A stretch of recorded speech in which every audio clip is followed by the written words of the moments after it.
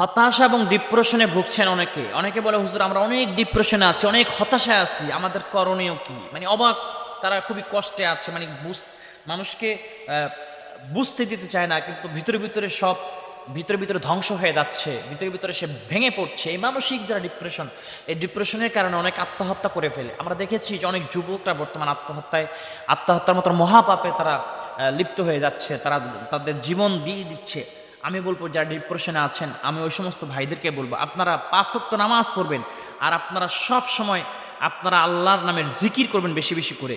যদি আল্লাহর নামের জিকির আপনারা বেশি বেশি করে করতে পারেন, তাহলে আপনার অন্তরে অবশ্যই প্রশান্তি আসবে। আল্লাহ রাব্বুল আলামিন কোরআন মাজিদের মধ্যে বলেছেন যে আলা বিযিক্রিল্লাহি তাতমাইন্নুল কুলুব, জেনে রাখো আল্লাহর স্মরণই চিত্ত প্রশান্তি আসে, মানে মনে শান্তি আসে।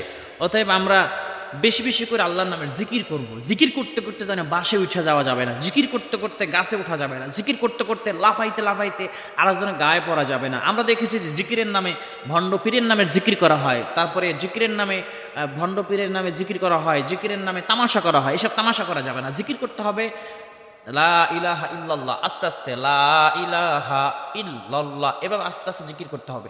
আল্লাহর নামে জিকির বেশি বেশি করবেন, তাহলে ডিপ্রেশন কমবে। এবং নবীজি সাল্লাল্লাহু আলাইহি ওয়াসাল্লামের শানে বেশি বেশি দরুদ শরীফ পড়বেন।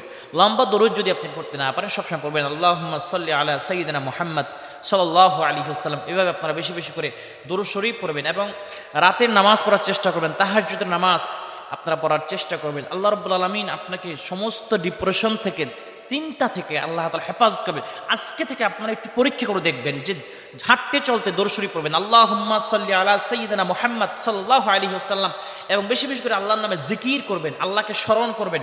দেখবেন আপনি 1 সপ্তাহ আমল করেন, আপনার সমস্ত ডিপ্রেশন, সমস্ত চিন্তা কষ্ট আল্লাহ তাআলা আপনাকে ভুলিয়ে দেবে আপনার থেকে, এবং আপনার মনে আল্লাহ তাআলা আলাদা একটি প্রশান্তি দান করবে। আল্লাহ তাআলা আমাদের সকলকে সমস্ত ডিপ্রেশন, চিন্তা থেকে আল্লাহ তাআলা